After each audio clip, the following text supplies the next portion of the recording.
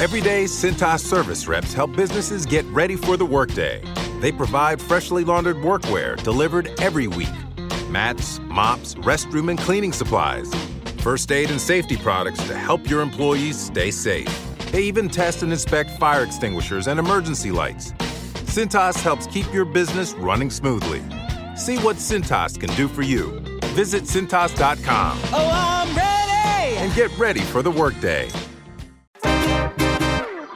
Today on CityCast Philly, you turn on the TV, log on to YouTube, and it's there. Campaign ads. They're everywhere. We have a cost of living crisis. In a year, Nick only worked 55 days. Failed, weak, dangerously liberal. That's out of bounds. Host Megan Harris from our sister podcast, CityCast Pittsburgh, talks with public source reporter Charlie Wolfson about who's paying for all these ads in Pennsylvania and why are they pouring so much of that money into the Commonwealth.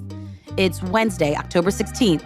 I'm Trenae Nuri, and here's what Philly's talking about.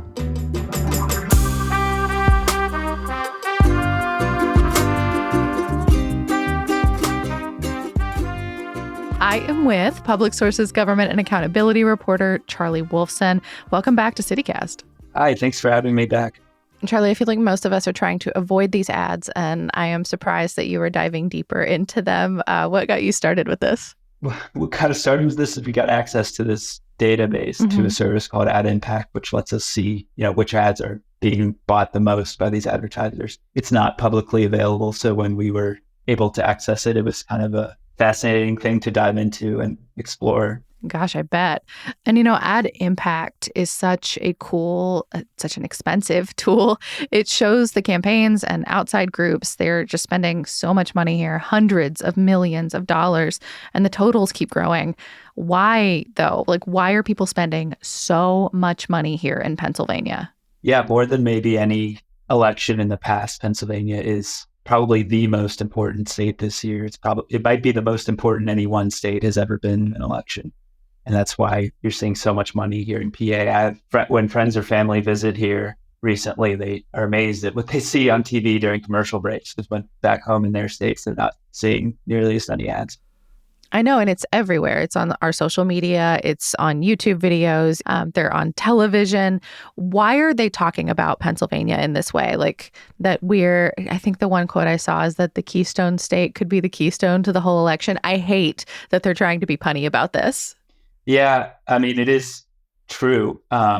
If you look at the Electoral College map, there's about 7 swing states this year. Pennsylvania is the biggest one, so it has the most electoral votes. And if you look at either candidate, Kamala Harris or Donald Trump, neither of them has a really solid path to winning without Pennsylvania. So I've seen some calculations that say the winner of Pennsylvania has about a 90% chance of winning the presidency. So the Electoral College vote, basically each state gets a number of electoral votes, which is based on number of representatives in Congress that state has. Pennsylvania has 17 House representatives, 2 senators. So we have 19 electoral votes. Yeah, and 19 because our population is going down because the districts were redrawn after the 2020 census. But of course, Pennsylvania is winner take all. So candidates just have to win the popular vote here and then they get everything, all of our electoral votes. Yeah. In 2016, Donald Trump won Pennsylvania by about 40,000 votes, which is a small margin in our pretty large state. He got all 20 electoral votes and won the White House. So it creates some situations where one state can really have a lot of importance.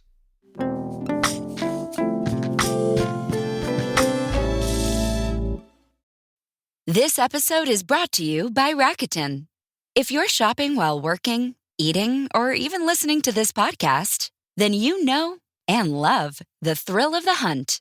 But are you getting the thrill of the best deals? Rakuten shoppers do.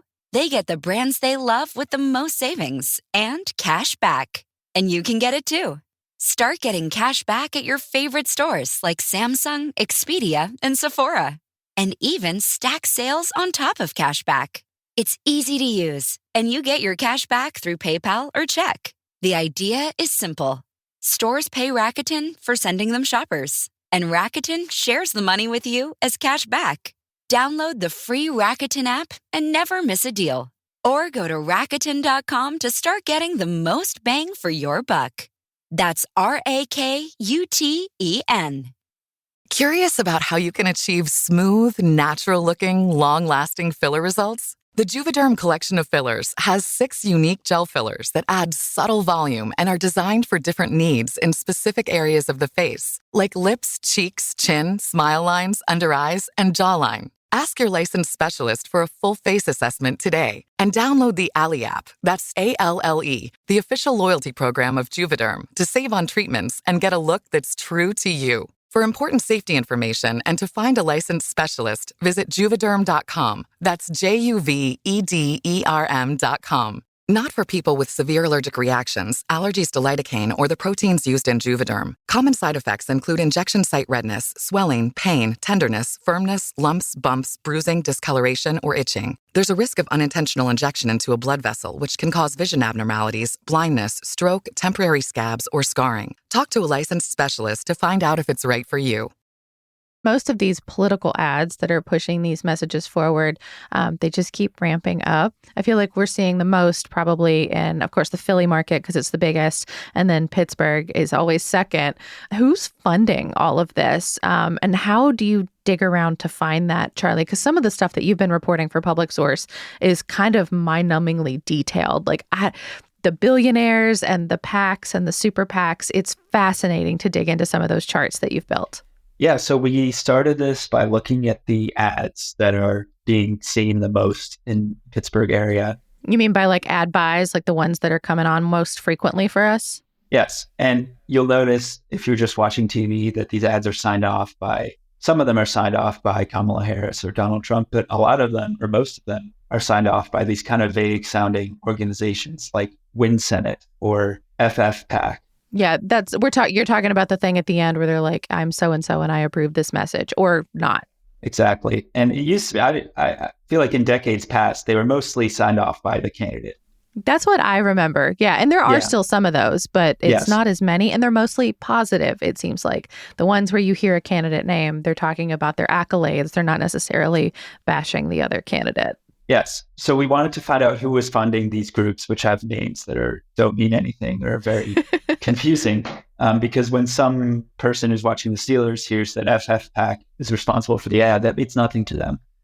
So we wanted to provide some more transparency to that. So most of these groups do have to report their donors to the Federal Election Commission. So what we did was something that pretty much anyone could do if they have an internet connection. And a lot of time, Charlie. I don't want to downplay how much time it probably took you to do this. Yes, that's a lot of time, or be able to do this at work, which of course I could.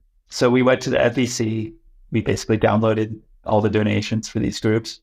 It became clear that these are mostly funded by giant donations of hundreds of thousands or often millions of dollars apiece. So it was pretty easy to figure out, a few individuals funding these groups. And most of them were billionaires. Some of them were people, you might know their name. Michael Bloomberg, the former New York mayor, was a big funder of Kamala Harris, or a PAC that runs ads supporting Kamala Harris. Mm-hmm. Timothy Mellon, people aren't probably familiar with him, but you know the name. Yeah, everybody knows Mellon around here. He's an heir of the Pittsburgh Mellon family. He gave just a historic donation to the super PAC that supports Trump. He's given more than $100 million to that group, which is just mind-blowing, even in this world of political donations. Those were the two biggest ones. There's also these dark money groups, which are called that because they have a nonprofit status that actually exempts them from disclosing who their donors are. So, and that's been on both sides of the aisle. It's not just one or the other. Each candidate has benefited from these groups who we really don't know who's funding them. So we know, on one hand, we know these billionaires are footing a lot of the bill, but there are some that we just haven't been able to crack. I mean, are you finding that there are differences in ads funded by some of these super PACs or extremely wealthy people who do or don't live in Pennsylvania or do or don't have connections to us versus the ones that do come from the candidate or their campaign? That's a great question.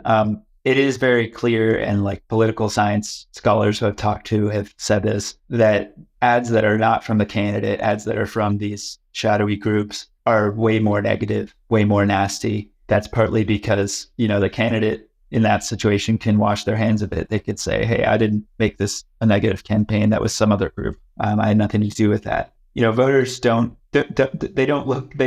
traditionally look kindly upon like really nasty campaigning. So the candidates don't. They would probably prefer that these other groups take care of that, and then the candidates' ads sometimes more positive. I mean, are there any rules about what they can say? Like, I mean, Charlie, I'm sure you experienced this too, just because, for this job, we stay really mired in watching a lot of interviews and like trying to remember what people have said and what they haven't and what's an accusation and what really happened. And I find myself kind of yelling at the TV sometimes because I'm like, that was such a bad edit of an interview. That's not what they were talking about. And it's happening on both sides of the aisle. Like they're just, the way these ads are working, like I know what you just said is not true. And it's so misleading to somebody who does not have my job and does not realize that that's not what they were talking about at all. Yeah, there are not really strong rules about misleading or, splicing footage to give a certain impression.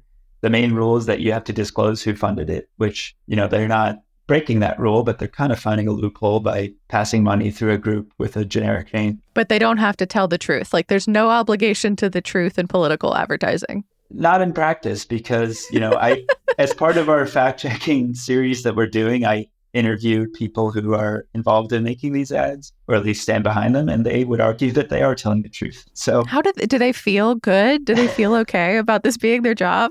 I didn't ask them that, but maybe I should start. Yeah. I mean, how much of an impact do you think that these political ads make on people's decisions?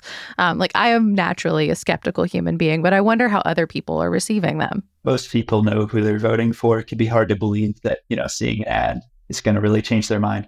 But it does, it can affect things like enthusiasm or just kind of the general feeling one has about an election. Yeah. If somebody faces an avalanche of negative ads about a candidate, they might not be, consciously persuaded not to vote for them, but it could just kind of create, a situation where they're less enthusiastic to vote about them, or they just don't feel good about participating in the election, which can drive down turnout or just create kind of negative enthusiasm. Yeah. So that can make a big difference, particularly in a place like Pennsylvania, where it could come down to basically 1 percentage point. Well, Charlie, thank you so much. We'll keep watching what you put out. Thanks for having me on.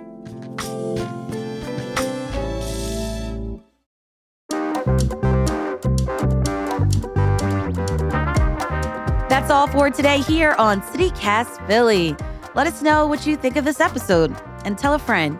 Rate the show, leave us a review, and hit that subscribe button. Be sure to sign up for our morning newsletter, Hey Philly, to learn more about what else Philly's talking about. We'll be back tomorrow morning with more news from around the city. Bye.